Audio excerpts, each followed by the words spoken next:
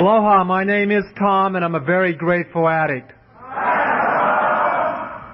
And by the grace of a very loving God and the power that I have found in working the 12 steps of Narcotics Anonymous, I haven't found it necessary to use any chemicals since October 20th, 1971.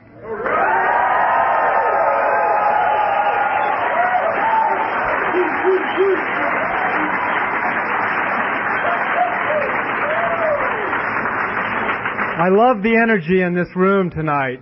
You guys are great. I guess I better stay bent over like this so you can hear everything. I wish I was a little shorter or something. Yeah, I should be on my knees. I have been on them plenty of times lately, believe me. I woke up Wednesday morning. I left Hawaii Wednesday morning, and I've had the runs ever since I woke up. I think I've discovered a good weight loss program. Just speak at conventions. Nothing goes in, but everything keeps coming out, you know. God. A friend of mine talked about his new drug of choice, and since he's been clean, and I got to go along with it. It's called anxiety. You know, Jesus. This stuff never gets easy. It really doesn't. But God, it's really good to be here, and I'd like to thank the convention committee, or whoever is responsible for letting me, having me come. It's always a privilege to share with Narcotics Anonymous.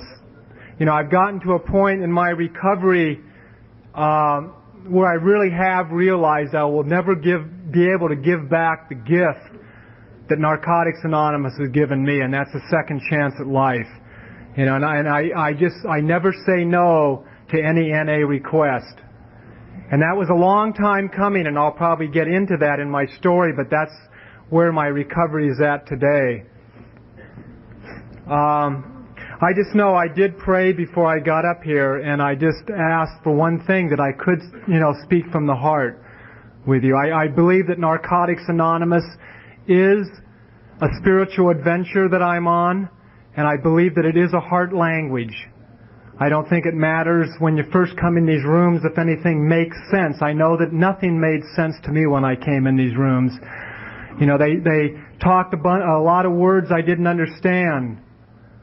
But I don't really think that matters, because I don't believe that this is a head program. I believe it is a heart language. And I believe that when we come in these rooms and we hang out and we learn to start working these 12 steps, that there's a process that begins to happen, and it's all an inner thing. And the longer I'm clean, the least I understand what's going on in here. I just know I keep showing up on a daily basis and follow directions. And for me, it's more important that I show up in these rooms today and be involved in the Fellowship of Narcotics Anonymous than it was when I walked in the doors, 16 years ago. I believe that this path has gotten real narrow for me.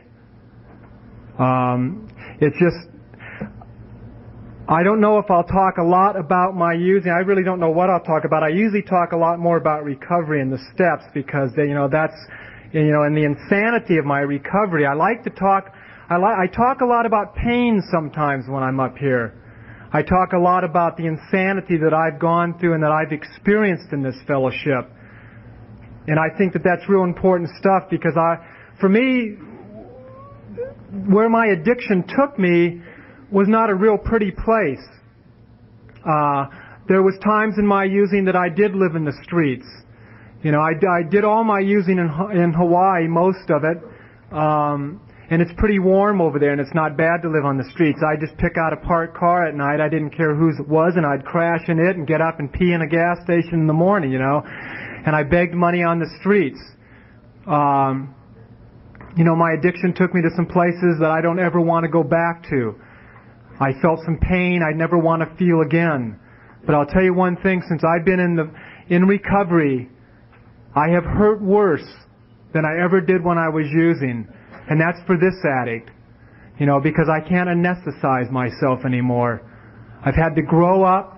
I've had to begin to start accepting life on life's terms, and that hasn't been easy. There's been a lot of stuff that's been very painful in recovery for me. But I haven't had to use. I heard a lady say one time when I was just a couple of years clean, and at the time she had 14 years clean, and she said the way you get back-to-back clean time, and I love this, and I've used it ever since, the way it happens is that you stay clean when it makes no sense to stay clean. And I think if we stay on this path and we keep showing up in these rooms, that we all reach those points once in a while. You know, I talked about being on a spiritual adventure. That's what Narcotics Anonymous is to me. You know, I really believe that. I'll tell you, I'll start off by really saying I grew up on the right side of town. I came from a loving family. I've never seen anyone in my family use. You know, I did all my using in the 60s, and I grew up in the 50s, and there was quite a few TV programs that were out in the 50s, like Leave It to Beaver, Father Knows Best, Jeff and Lassie, you know, Ozzie and Harriet. That's the kind of family I came from. You know, I really identify with Lassie because I had this collie dog, and I had a horse and everything like that. We lived in, you know, I grew up in Los Angeles, and this is before I started kindergarten. As I look back, that part of my childhood was real happy and real simple. I had my little collie dog. I rode my horse around the pasture. Life was wonderful, you know. My mom and dad loved each other. I was a wanted kid. I got a baby sister. They wanted her too. I was touched. I was hugged. All that stuff. You know, dinner was on the table every night, and we all four sat down together and ate it. And what happened is one day my mom dropped me off at kindergarten. You know, and that's when I remember my addiction started. You know, because what happened is I walked in a room full of people, full of my peers. The first time I'd ever been put out there in the world with other people was that first day at kindergarten. You know, Mom wasn't there, my dog wasn't there, none of that stuff was there. And I walked in that room and I knew that every one of you had it together and I didn't. You know, I felt totally separated from that room that day. If I would have known at that time that you could sniff glue, drink alcohol, shoot heroin, smoke pot, any of that stuff, and it would relieve that separate feeling, I would have been using at 4 years old. You know?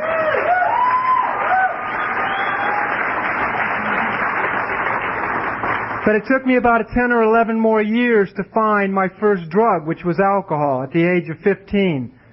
And those feelings had started multiplying. You know, at the age of 15, I couldn't look a woman in the eyes. You know, I couldn't function. All I know is that somehow in the 5th and 6th grade, I remember after school we used to go over and play little games and listen to records, you know, and jump in the closet and kiss the girls and all that. And I was doing okay with all that around the 5th or 6th grade. And I don't know what happened the summer after I got out of the 6th grade, but when I walked into the 7th grade, I was a mess. You know, I think it has something to do with puberty or something. I don't know, but, you know, I know my glands were stimulated and I knew what I wanted, but I couldn't do anything about it, you know, because I knew I wasn't good enough. You know, I knew I wasn't good enough.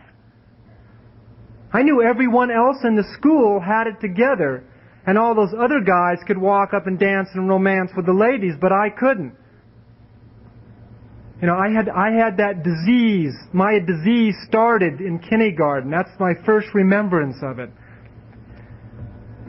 And all I know is that when I found my first drug, and I went around and a bunch of friends and we mixed a bunch of stuff, everything we could find together, you know. It didn't matter if it was wine and whiskey. It was all went in 1 quart mayonnaise jar. That's all I know. You know, and I drank that stuff down. It burned. I threw up. I blacked out. I was nauseated as heck the next morning, but I loved it. And I wanted more. Because you know why? I felt a part of. It was the first time that I felt a part of. You know, I had an identity. You know, I grew up in the Los Angeles area, and there's an area called Venice Beach there, and there's a boardwalk, and it's where all the winos hang out. And I used to go down there. They used to sleep under the piers and stuff, and I made a conscious choice. I hear a lot of people saying they didn't make a conscious choice to end up an addict. I did. You know, when I saw those guys sitting under the pier and I had them buy my booze for me and I felt like what it did to me, you know, I liked it. And I knew that that's what I wanted out of life, because finishing school, getting a job, and functioning in the world seemed like too much of an order for me. You know, sleeping under a pier and drinking all day and using drugs seemed like what I could handle. You know, so at the age of 15, I actually made almost a conscious choice. You know, and I brought that upon me. I used drugs for 12 years. The last 6 I shot dope. You know, I mean, everything that I did, all my using in the 60s, like I said, I got clean in 71. And everything that was on the streets in the 60s, I think I used. You know, I wasn't choosy. I wasn't a speed freak. I wasn't a heroin addict. I wasn't a cokehead. Wasn't a pothead. I just liked anything that you gave me. You know, from sniffing glue to putting the best dope in my arms. And if we were out of dope, I shot Vin Rosé wine or no-dose tablets or anything else, you know. You know, I knew that I needed to stay anesthetized.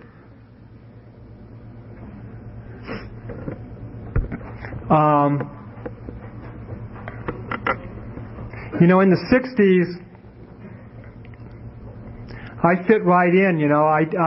What I did is I didn't end up finishing school. I ended up getting kicked out. And right around the same time I started drinking and using drugs, I started surfing. And so I found a real identity, you know. And so when school didn't work out and the dean told me they didn't want me back anymore, I said fine. You know, and I decided to go to Hawaii, and that was in 1962. And I fell in love with Hawaii, and I've been there ever since. I've done a lot of back and forth in it, but Hawaii's been my home base since 1962. And, you know, the 60s were the time of the flower children and the love-ins. I don't know what was going on the East Coast, but that was what was going on the West Coast and in Hawaii. You know, everybody was growing their hair out, and those 2 Harvard professors, Tim Leary and Richard Albert, were saying, take LSD and turn on, tune in, and drop out. And it sounded good to me, you know. I had turned on and I had dropped out, but I never could figure out how to tune in, you know.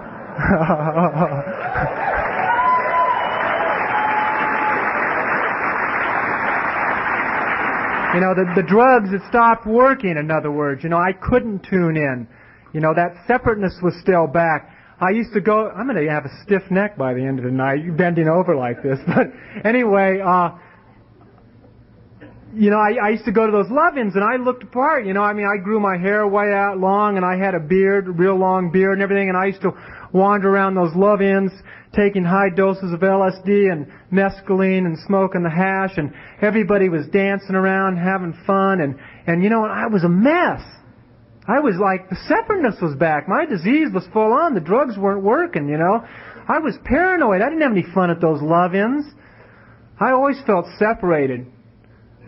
You know, today when I go to an NA dance or something, I can be the first one out on the dance floor today, and I can have more fun than, you know, I wish I had the freedom. I found the freedom in Narcotics Anonymous that I was looking for in those days, you know, but I just never knew.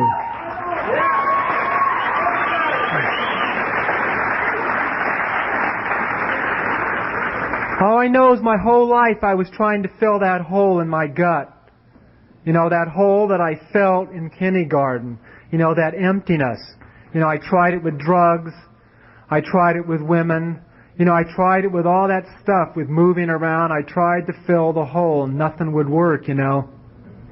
You know, but something did happen, you know, when Tim Leary and those guys were talking about all that spiritual awakening stuff. You know, that was my first exposure to something besides like Christianity, and I'm glad Narcotics Anonymous is a spiritual program. It's not a religious program, you know, and I have nothing against any of the other stuff. But what I talk about, you know, is the journey inward that I think that we take and work in these 12 steps in our life. And I just know that as I grew up in a Christian type orientation, that I was told I was always going to hell in Jesus' precious name if I smiled at anyone, you know, and if something felt good. And all I know is when that Eastern stuff came along and all the LSD stuff, and I started reading these books by these gurus in India, and they were talking about the light within and the joy within and all that stuff. I was real attracted to it, you know, although I couldn't find it.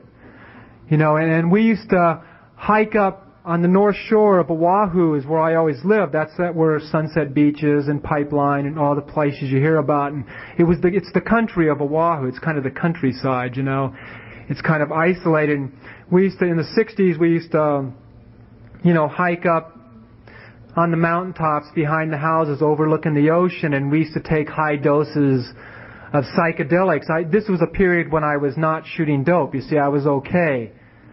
I was okay. I had quit shooting dope for a while, and I was just taking psychedelics and smoking lots of hash for spiritual reasons. And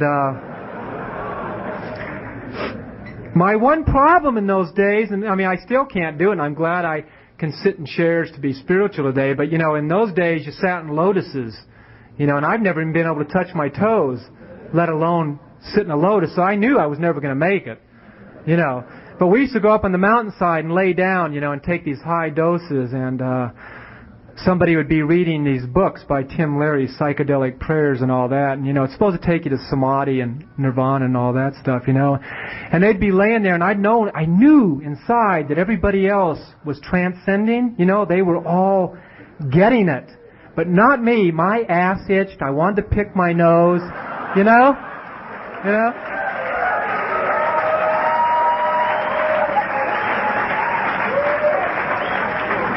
And I knew damn well if I started scratching my ass, picking my nose, everybody would know I wasn't there. So what I did is I laid there in misery, wanting to wiggle, wanting to squirm, wanting to cough, wanting to hack, and I couldn't do it because then you would know that I wasn't cool and I hadn't made it, I doubt if anyone else had either, we were probably all sitting up there suffering. But,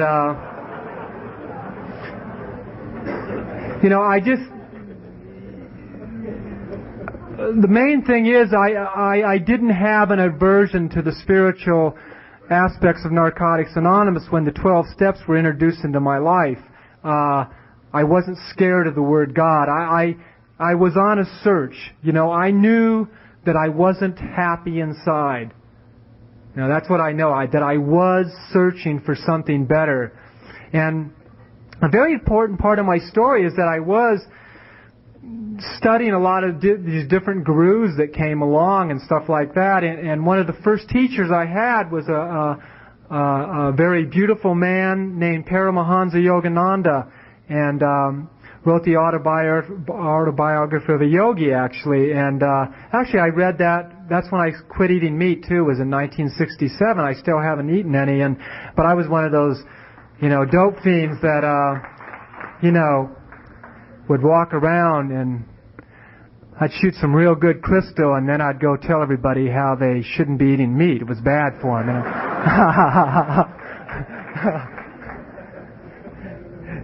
But anyway, I was taking these lessons by Yogananda, and I would, get off on my methadone, and I'd sit down and try to study my lessons and try to learn to meditate. And I couldn't still my mind. I don't know why. I couldn't sit still. But there was a very important thing that really stood out, and I remember this, and it really popped out of me in one of my lessons. It said, when the student is ready, the teacher will appear. And that was very, very important to me. And in my head, I knew that one of the gurus that came along was going to be my teacher, you see, that was going to be my way up and out. I could picture myself going to India and sitting in a cave somewhere and,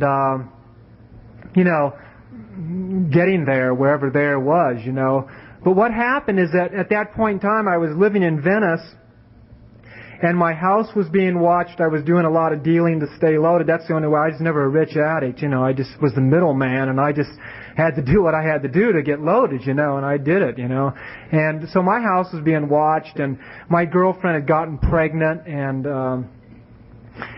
and my parents, I never, they lived in the LA area, nothing was ever hidden. I'd send my laundry up to their house to get done, and outfits would fall out of my shirt pocket, and they knew what was going on, and they were great enablers. They didn't know about Naranad and stuff like that then, that kind of stuff wasn't, publicized, but they helped us get out of Venice at this point. It was 1967, 1968, somewhere.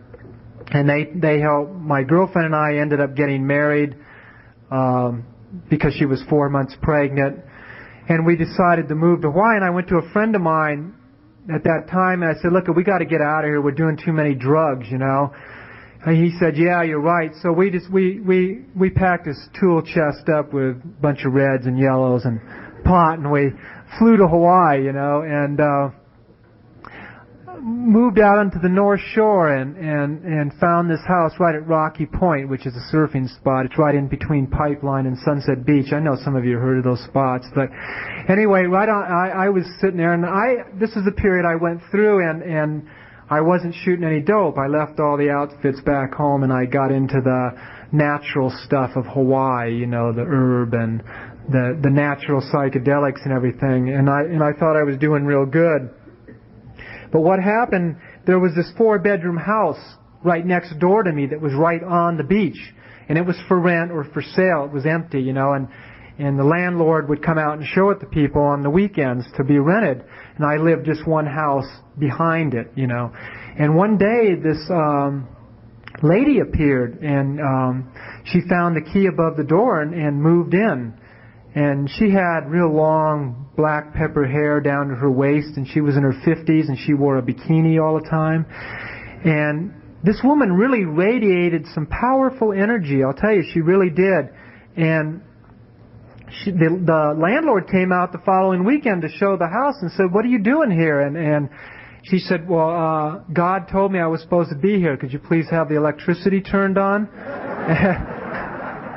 And, well, this woman, through what I called miracles, what I called weird stuff then, but miracles, what I find very common in my life today, as I stayed on this program of recovery, is that woman ended up there for 6 months in that house. And she introduced me to herself. She told me her name was Flowbird, and she was a very happy, grateful drug addict and alcoholic. And that woman started a meeting at that house in 1968. She had 8 years clean at the time. And I went to my first meeting in 1968. And I remember the identification I had was not so much that I ended up in a room with people that were clean and not using drugs, but I ended up in a room with people that were talking about the kind of using I was doing, but they talked about their feelings on the inside. It was the first time in my life that I had ever heard another human being share openly to me that they had fears, that they felt separated and isolated from life. Because you see, I thought I was the only one that felt those feelings.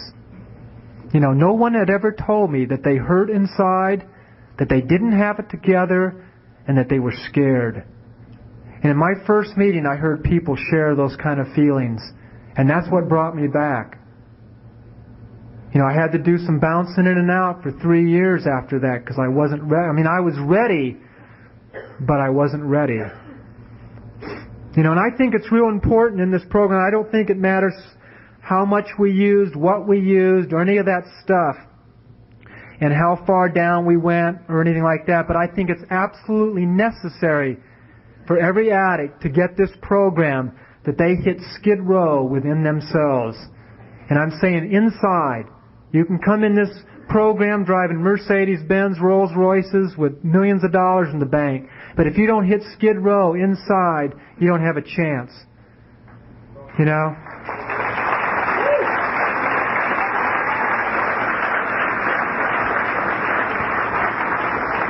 When I have my sponsees write out step 1, I ask them, I want to know what it's like to be powerless over your addiction. What does that feel like? I don't want to hear the war stories. I don't want to hear the things that happened. I want to hear what it felt like. You see, because step 1 is the beginning of this thing. And without a surrender, there's no way the rest of the steps can work. You know, there weren't treatment centers around when I got clean. I think treatment centers are wonderful for a couple of weeks for education, you know, if you need it. You know, but recovery is in these rooms right here, working these 12 steps.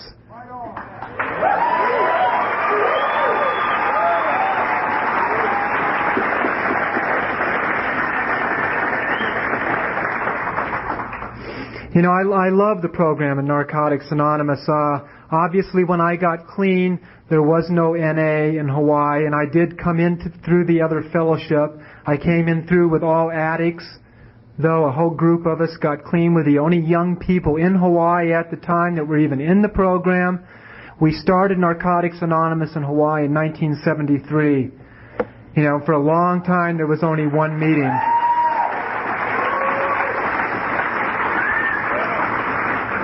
You know, I'll be the first to admit, you know, I did go to the other fellowship. I'll tell you today, though, I do not find it necessary to go to any fellowship except Narcotics Anonymous.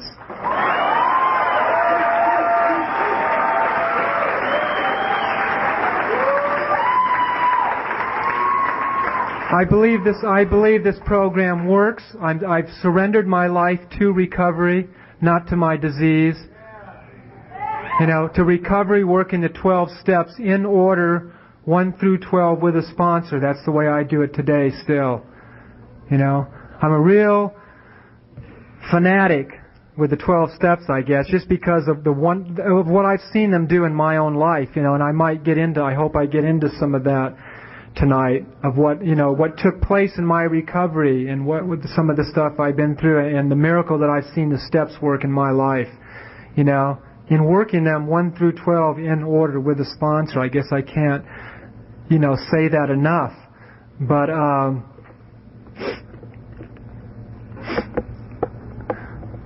you know, when I'm working with a newcomer, you know, or with one of my sponsees, taking them through the steps, I just know, I hope that they get something out of it, you know, but I always know I do.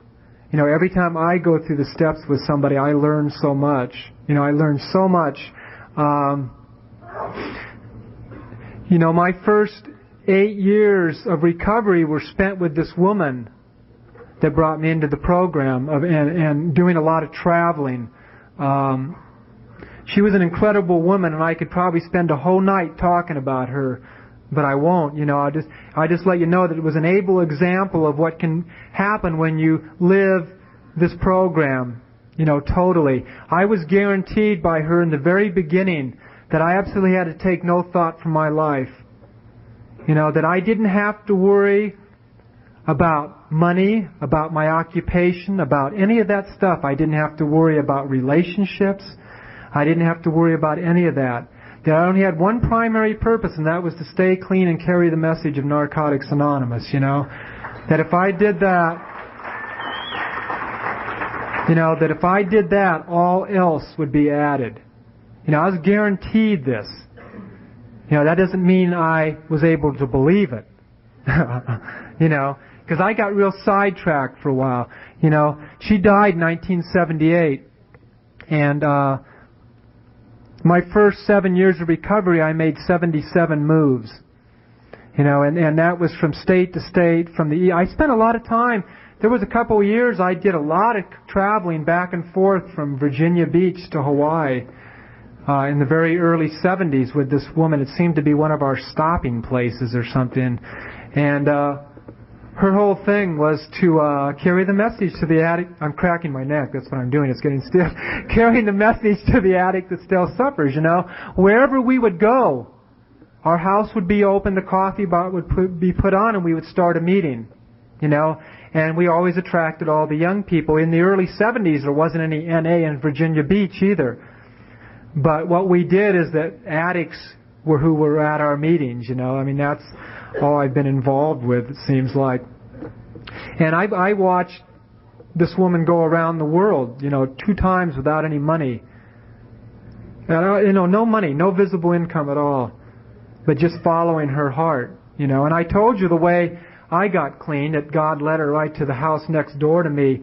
And I have a very good friend that I used to use with, that we go back a long ways, and he's been clean a while too, and in fact longer than me. I introduced him to the program, but I bounced in and out for 3 years. He just celebrated 19 years last month in Hawaii, you know, through, you know, his only program of recovery is Narcotics Anonymous too. I want you to know it works, you know. But the way this lady lived her life is that I came back from Hawaii after meeting her, and my friend had just gotten out of the state hospital, and, I knew he was a moron. He was worse than me. This guy, he used to hang out at my house and vacuum up the roaches, and smoke them and stuff like that. But, he came up to me one day. He couldn't even talk. He stuttered and everything, and he said he was going to go to Hawaii, So I said, well, go. And I said, go to the North Shore. That's where all the young people are. And I told him that I found this program, that I was introduced to this program. And I told him about this lady I found. And I showed him a picture of her. And he didn't really connect what was happening, But he got out to the North Shore at 1 o'clock in the morning and didn't know where he was, went to sleep on the beach underneath a palm tree, and woke up the next morning and went, oh my God, have I ever made a mistake? What am I doing here, And he had dope with him, but he didn't get loaded that morning. At the same exact time this was happening, a mile up the road, this lady Flowbird was meditating, and she meditated. She'd get up every morning at 4 o'clock in the morning, light a cigarette and have a cup of coffee and talk to God, and that's how she lived her life, and her whole life was motivated on what came through, And she woke up, these other addicts in the house, they were all clean at the time, and she said, start the car, I got to go to the beach. And they said, well, why don't you just walk across the street? The beach is right there. And she said, no, start the car, I have to go down to Sunset.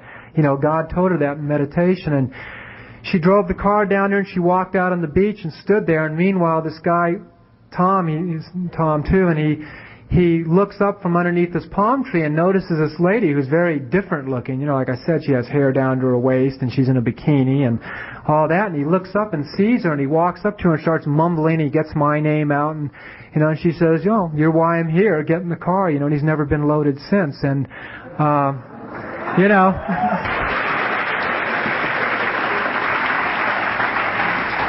to me this shows what can happen when we dare to follow our hearts. And I believe that living a spiritual life is all about following your hearts. Sometimes if your life is confusing and it's full of paradoxes and doesn't make any sense, and you're on the path. I really believe that.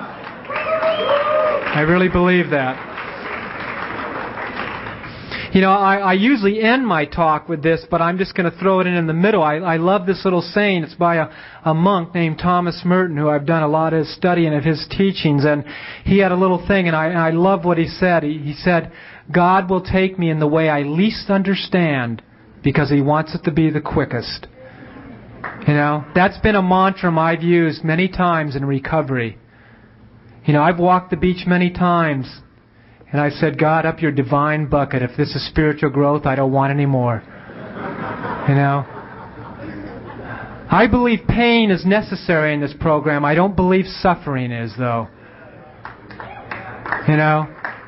I believe we have a way up and out in these rooms as long as we keep coming in here and sharing our innermost self.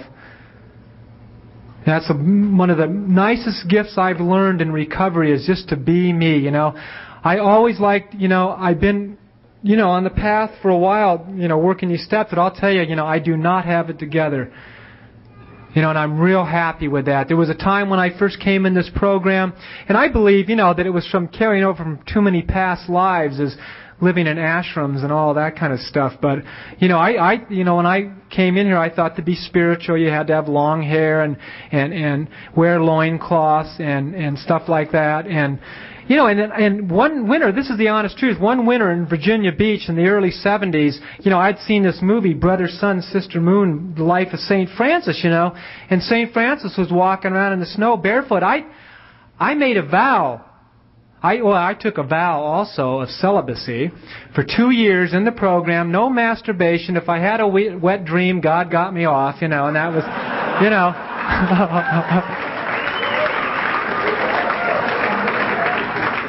And I took, along with my vow of celibacy, I took a vow to go barefooted all one winter, because that's what I thought you had. This is in recovery. I wasn't using drugs then. We had a meeting at the Edgar Casey Center one night, and I walked home barefooted from 64th Street to 81st Street, in the snow, barefooted. I got home, my feet were bleeding. I'd walked through glass and didn't even know it. They were so numb. I'm really glad that I don't think you have to do that stuff anymore to be spiritual. God, I got color TVs, VCRs. I'm going to buy a new truck when I get back to Hawaii. It's wonderful, you know. I really believe God wants us to have an abundance. You know, I just really realize that everything I have is on loan, you know, and it's a gift that comes through me, you know, to me from Him, you know, and it's not mine. But I'm glad I've worked out some of that old stuff from past lives that you have to sit in caves and ashrams to be spiritual, you know. Jesus, that was a hard one, you know. I used to think that it was that would be the path of discipline, you know, that I thought the real path of discipline was doing that celibacy thing. You know, and I went to these psychics in Virginia, you know, and she's the one, I should blame her for that, because, you know, my first psychic I ever went to, you know, she said, I see you in a marriage to God, no more relationships, you know. So you tell an addict that, you know, and he runs with it, you know. Especially when you got all these old ideas of what it's supposed to be like to be spiritual. You know, so I'm probably the only one that has worn out a psychic and made her change her mind. You know, I went back to her so many times looking for my soulmate that she finally got so tired of me coming back whining and crying and about meeting a soulmate, she told me, yeah, you're going to meet one, don't worry. Yeah. But anyway, I thought the real path, the real disciplined path was like that celibacy stuff. Then I got in a relationship. Oh boy, that's it, you know. If anything has brought me to my knees in recovery, it's been that. You know, let me tell you.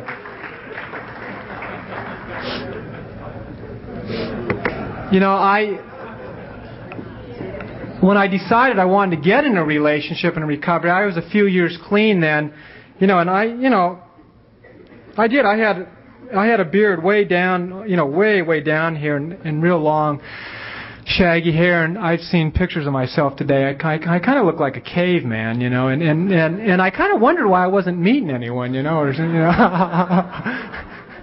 I would meet them once in a while, but you see, I'm a very, real intense kind of person, you know, and I'm a hopeless romantic too.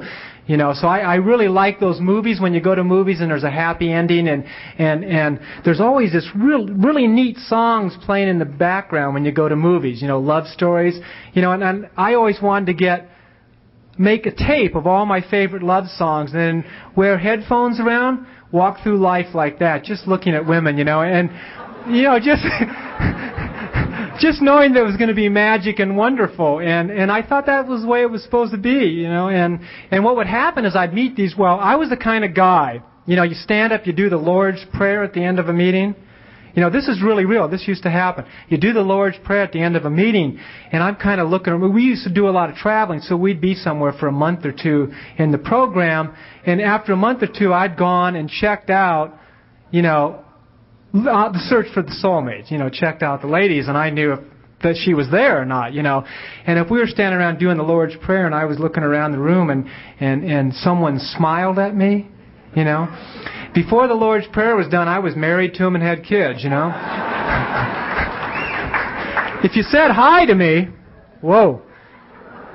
If somebody said hi to me at the end of a meeting, the next meeting I'd come back in and I'd say, hey, we got to talk about our relationship, you know. I was very, very intense, and my relationships usually lasted about a week or two. 10 days was a long-term relationship for me, because what would happen if we got past high and they went out with me, you know, my intensity just blew them away, you know. I was so needy.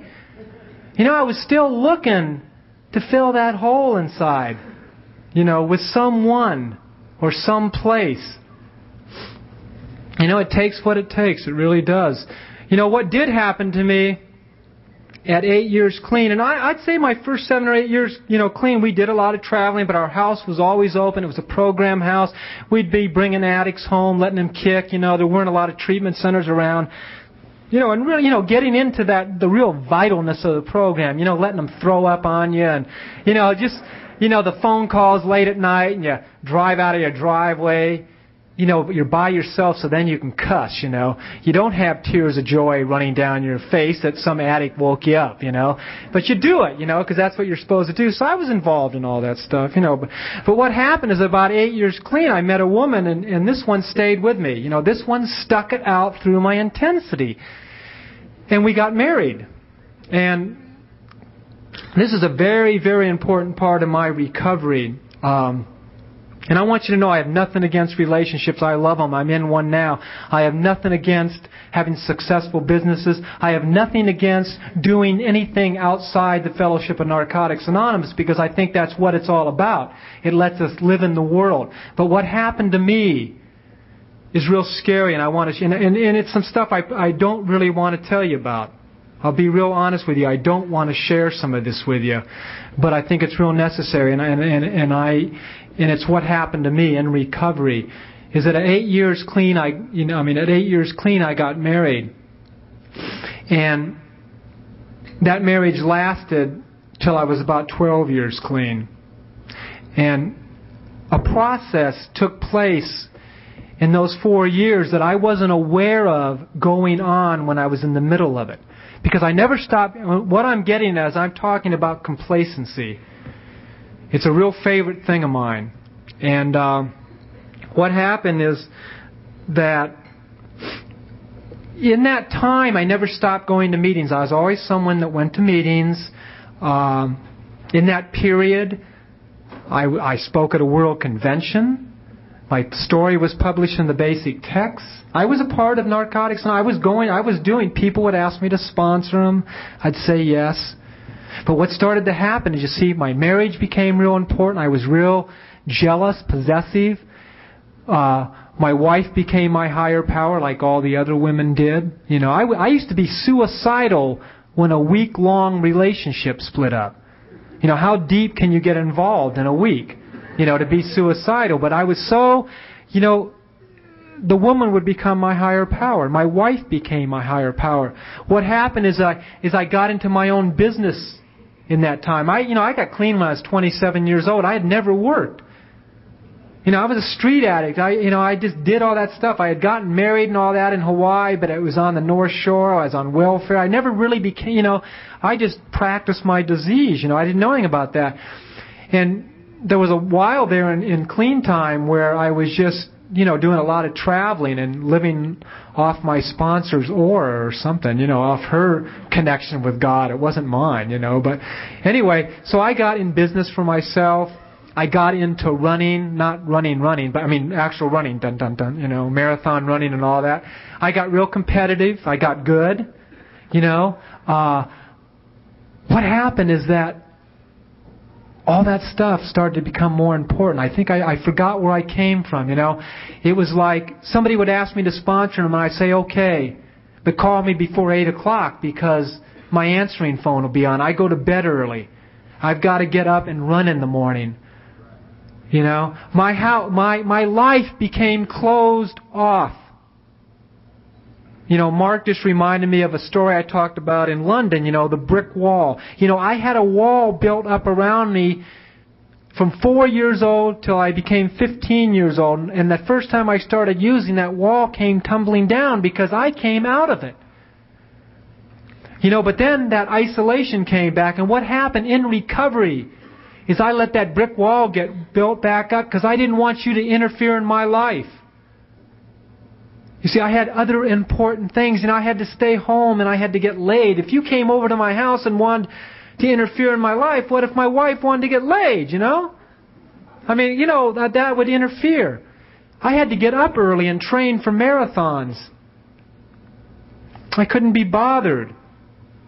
You know, and what I'm trying to say is this was real subtle. I didn't realize this was happening, okay? But something became real apparent. I started going into meetings with 11 and 12 years clean, and I went to the first meeting of Narcotics Anonymous in Hawaii, okay? I was a real part of it. And I was going into meetings, and I wasn't feeling like I belonged. I felt isolated. And then what happened? You see, right there was my higher power trying to whisper in my ear, going, Tom, you know, you're slipping away. Yeah, it's time to make a change. And I really believe that as we stay clean, there are many changes that we have to go through. By the way, anything I say tonight is my opinion. It's my experience. I don't talk for Narcotics Anonymous. Don't get too hung up on any of it either. Because when I leave here tomorrow, I might have a whole different idea of what my life's all about. See, because it changes. If you stay clean, you got to stay open. You got to stay open to change. To me, that's what the spiritual life is all about. It's being stripped over and over of ideas and of things I've gone through and being renewed daily sometimes. So what was happening at 12 years clean, at 11 years clean, is my higher power was trying to tell me when I was feeling those feelings of isolation again, that it was time to make a new change, that what was working in my recovery at that point was not working anymore. You see, but there's one thing about our disease that kept us out on the streets for so long. It's called denial. And it works in recovery too. You see, I was in denial. That brick wall had gotten built up again. And the little analogy I use and I was reminded of tonight is that every once in a while I'd go to a meeting and you'd come up to me and I'd take out a little brick out of the wall. And I'd look out at you and I'd go, "Hi, how you doing?" I'd reach my hand out, let you shake it. We'd touch each other. "Hi." "Yep." "Don't come in though, because this is my little private life in here. You see, I've got a private thing going on. Don't interfere." Well, God tried to whisper in my ear. It didn't work. So what happens is my marriage ended. And when your marriage ends and your wife is your higher power, guess what happens? You're left with a big hole in your gut. She left, and I had nothing going. And I'll tell you, now this is the part I don't like to tell you about, but at 12 years clean, I found myself in a real scary position, but a real beautiful position. It's just like coming in the doors the first day we come in here. It is so scary because we are so powerless, we are so defeated, but it's such a wonderful place to be. You see, I think it's so important to get in touch with that. Every time I go through the steps and every time I write out step 1, I love to get in touch with the hopelessness of my disease because it means new surrender.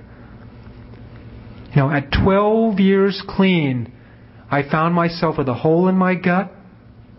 I was in no service positions, and I was sponsoring no one.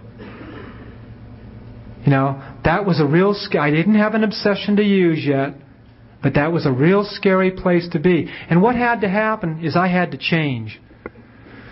And I reached out to the program of Narcotics Anonymous, and it was there for me, and I had turned my back on it. I asked for help at meetings. I cried. I asked for help at 12 years clean. I was losing it. I had nothing going, and I felt so empty.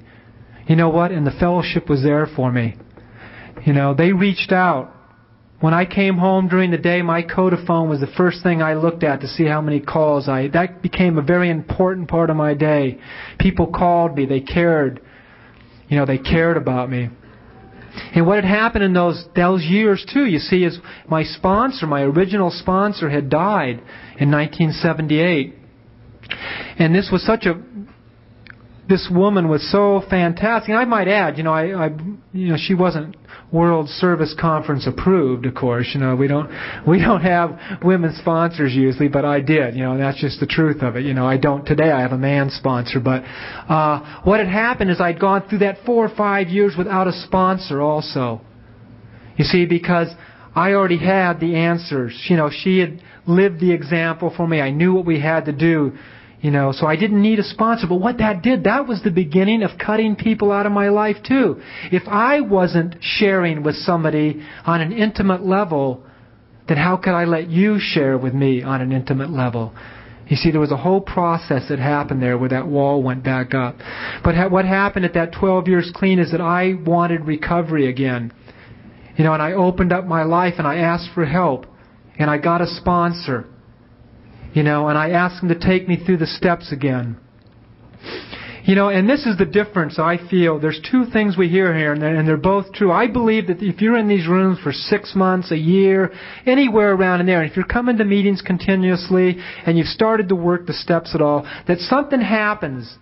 We start living the steps. They become automatic in our life. There's certain principles, there are spiritual principles that are behind each one of those steps.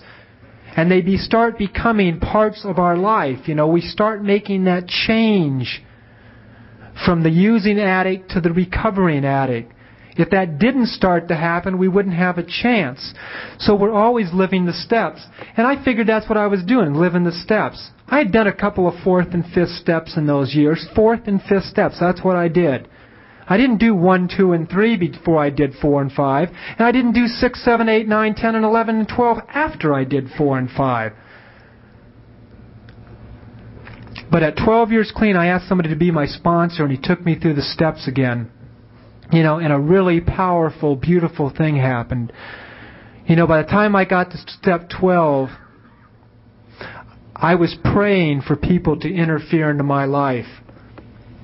I used to hate that when I used to hear it at meetings. I used to hate it when this is the honest truth. And people used to say they used to get up in the morning and say, what can I do for the addict that's still suffering? Or send somebody into my life, to work with. There was a period there at the end where I didn't want to say that because God might do it.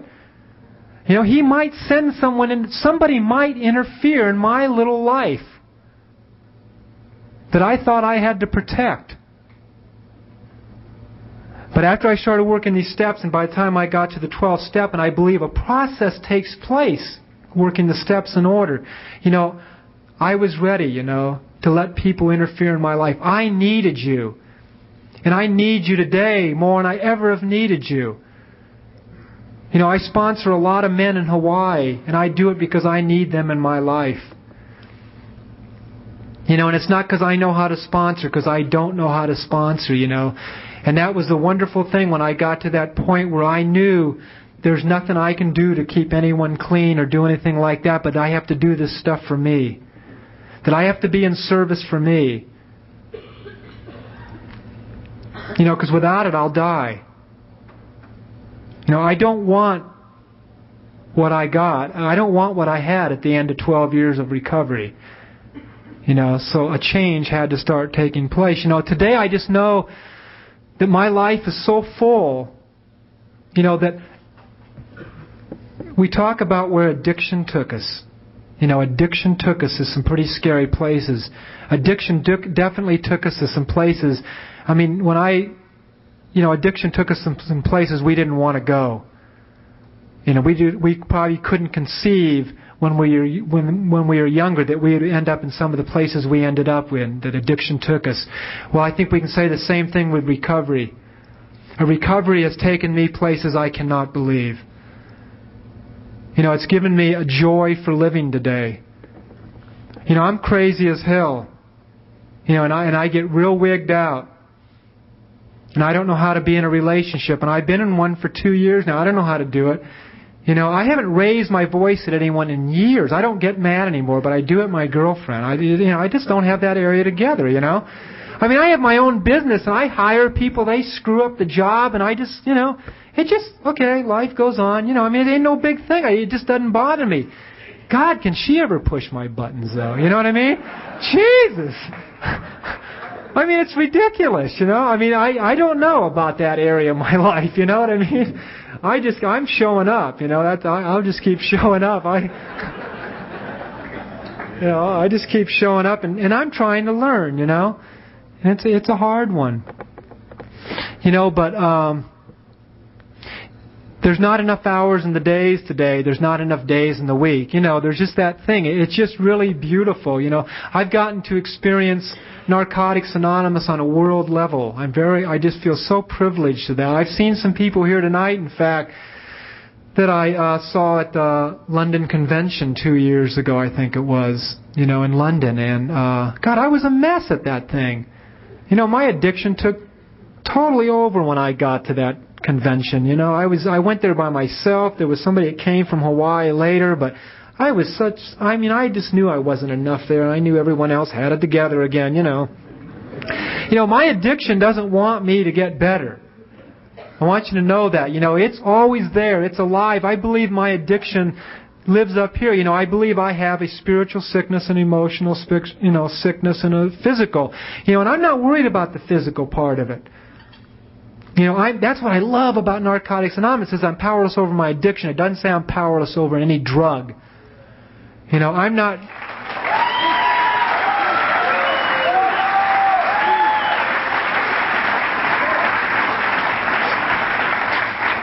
You know, some people are allergic to strawberries, and when they eat them, they break out in a rash. You know, when I use any kind of chemical, I break out loaded. And I don't know when I'm going to stop. You know, I lose all choice of when that run will end. And once I put the chemical into my system, I'm totally powerless over that drug. But until then, I'm not. You know? So I don't have to worry about the physical part of my disease if I keep showing up here today. And I keep sharing with you. And I don't have any secrets. You know, I'm not scared to tell people with 16 years clean I've had getting loaded dreams. You know, and I've woke up and I've gone, fuck, did I blow it? You know? You know, I'm an addict. When I go to the doctor to have my blood taken out, I want to yank that syringe out of his hand and take my own blood. You know? I work construction. I see people pick up heavy things. I notice the veins popping out of their arms. I'm an addict. I'll never, you know, but that's okay. I'm not scared to talk about that stuff, you know. That doesn't mean I don't have good clean time. That doesn't mean I'm going to get loaded. But if I don't talk about that stuff, you know, but the spiritual part, the self-centered part, the addiction, my addiction that lives up here, that addiction that became active the day I was dropped off at nursery school, you know, that is the stuff that is always with me. You know, when I come to conventions and I'm out of my home group, you know, and I walk in the rooms and I don't know anybody, that stuff wants to take over. It wants to tell me, it wants to isolate. It wants to tell me I'm not a part of you. You know, that's something I've got to be aware of on a daily basis, you know. I believe that this program takes a lot of persistence. And I'm really glad it does. There was a time in my recovery when I thought that I would have a spiritual awakening. And I always looked for the MGM kind. You know? Kind I was looking for on LSD on the beach all night long. You know, the white lights, zapped, never heard again. All love, all knowledge is open to you. I don't know. I believe a spiritual awakening is simply what it says. My spirit inside is waking up. You know?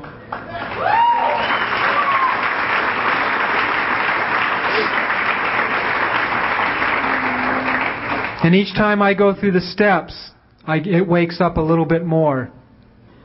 You know, and I had to come to a fact that what surrender was all about to me. You know, because when I first got clean, I really thought I was going to have that MGM spiritual awakening and I was going to be totally surrendered. You know, surrender to me today is surrendering to the fact that I will always be surrendering. That's the ultimate surrender. You know, that's what this thing's about. This thing is about change. This thing is about growth. This thing is about being vulnerable. You know, the day that I get it together is the day I don't have to come back to these rooms. You know, and maybe you do get it together someday. I don't know. With 16 years clean, I don't have it together. You know, and it's very necessary for me to be in here tonight. It's very necessary for me to participate in this fellowship. You know, I just love this program. You know, I love the steps. I wish I had time to go into the steps and all that, but I guess I don't. You know, I think I was only supposed to talk about an hour, you know. But, you know, the steps there is a magic in them, you know. There is a magic that takes place when you work them in order. You know, with a sponsor. I don't try to work them by myself today, I'll tell you that, you know. I just believe the first 3 steps are all about getting me out of the way, you know. And that the 3rd step talks about making that decision to turn my will and my life over to the care of God. I think that's an action step. I think it's more than making a decision, but I think there's a whole bunch that follows after I make that decision. I've got 4 and 5, 6, 7, 8, and 9 to do. A whole bunch of cleaning up to do.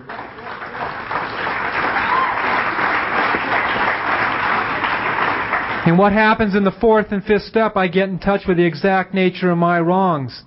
You know, and that is not a comfortable place to be. You know, that's no place to stop working your steps. We have a big thing built up about the 4th and 5th step in our program. that you do this fourth and fifth step and wow, bull. It says I got in touch with the exact nature of my wrongs. And then it talks about the sixth and seventh step. And I had to get clear that I was born with certain character traits, and that there was nothing wrong with these character traits, that there was nothing wrong with fear. That if I'm, on a run in Hawaii or something like that, and there's a few big Hawaiians looking out there, that they're looking tough, and I have a fear of running by them. Well, that's a healthy fear, And what would a marriage be without lust? It would be dull.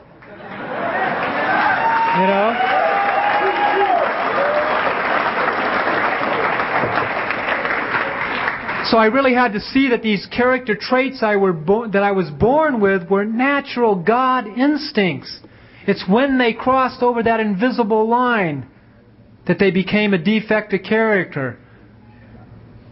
And that's what I had to be aware of, and that's what I had to come to realize, that my addiction took me, that I was powerless over that, and I couldn't do anything about it, just like I couldn't do my using. And that's where, I had to ask a loving God, as He may express Himself in my life, to remove that and bring it back to a healthy place.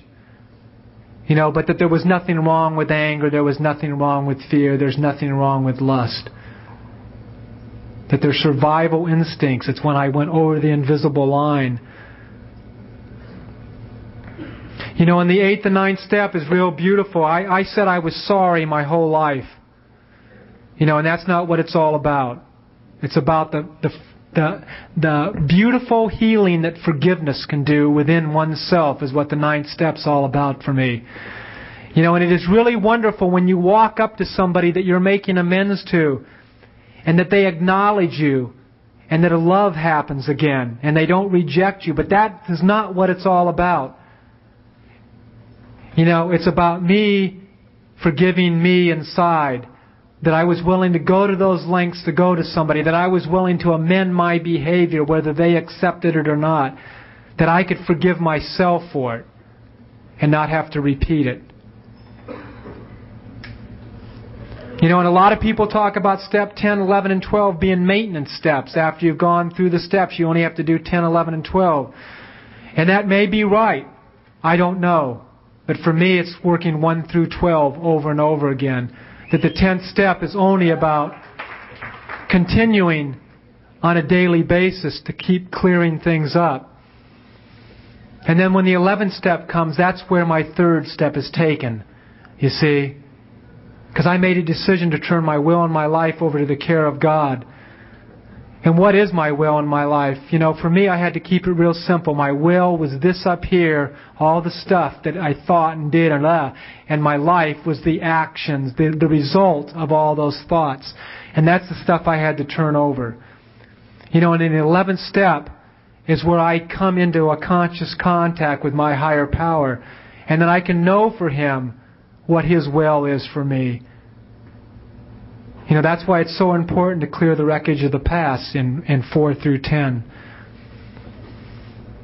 And in the 12th step, for the first time in our lives, some of us began to think of other people. We carried this message to another addict who was still suffering, and we didn't expect anything in return. To me, that's the beginning of this path. I believe that this program's all about love. And the best definition I can give you of what love is action. I just know that I'm willing to go to any lengths today to stay clean. I know that my life isn't my life anymore. And that when you interfere in it, it's the best thing that could ever happen to me. Because the more time you give me to think about me, the weirder I get. And I found, that today, through becoming so willing at 12 years clean to give up again, to make another surrender, to give up, everything that I knew about life, and to give up all rights. Whether I was supposed to be in a relationship, whether I was ever supposed to be rich, whether any of that stuff, that I had to get back to the gut level thing of my primary purpose. And that's to be a vital part of Narcotics Anonymous. And the rest has been added. I'm in a beautiful relationship today. I'm in a relationship with the prettiest girl in the program in Narcotics Anonymous in Hawaii. Half the time, I think it'd be better to be out there fantasizing about my soulmate, because it was always good then, you see? It was always magical when I went to the love story movies and saw the movies and the good music was going, and I would be alone, and I was always fantasizing, oh God, when I meet her it's going to be so neat, and I'd go to the psychics and I'd read books on soulmates.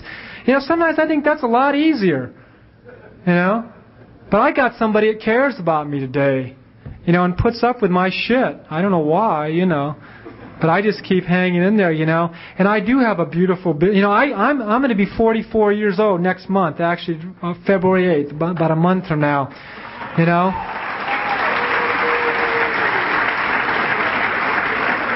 And I got 16 years clean, and I have no idea what I want to be when I grow up.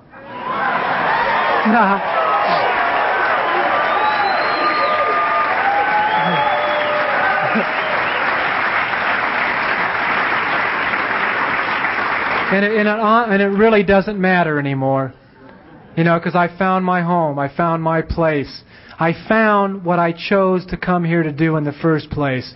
That's why I never could connect with any of the gurus, and I never could figure out. I'd go to all these initiation things, and these gurus would come along and they'd touch people on their third eye, and everybody would fall at their feet and break down in tears, and they'd be healed forever, And I'd just go, what's going on, And I'd walk out and get loaded, I hadn't found my assigned role yet. My assigned role this lifetime is right here in these rooms. I don't get to wear turbans and all that, But you know what? We have one of the most powerful movements in the New Age. Narcotics Anonymous is one of the most powerful movements in this New Age.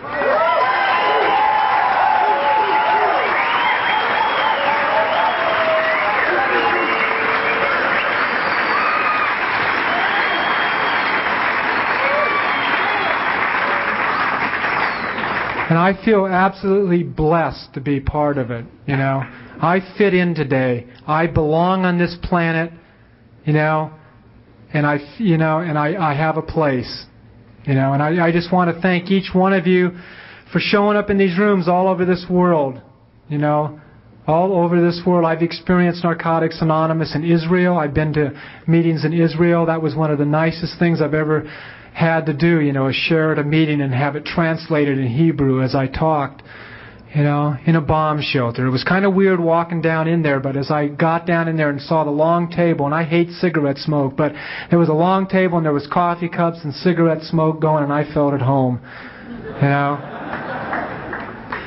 And this last year I've had the privilege of experiencing Narcotics Anonymous in Australia and New Zealand, and the fellowship is just growing down there. There's 80 meetings a week in Sydney alone.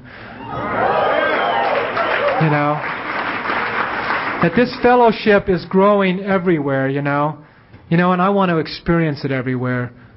I really do. Thank you for being here. I just love you. I really do. Thank you.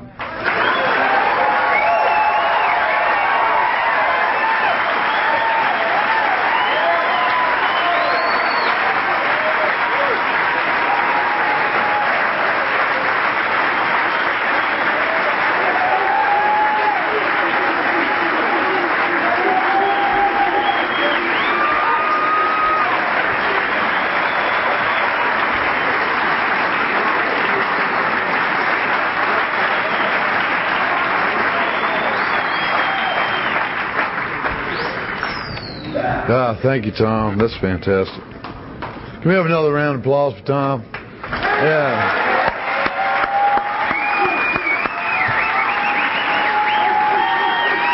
And I thank you, and I hope you like this tape.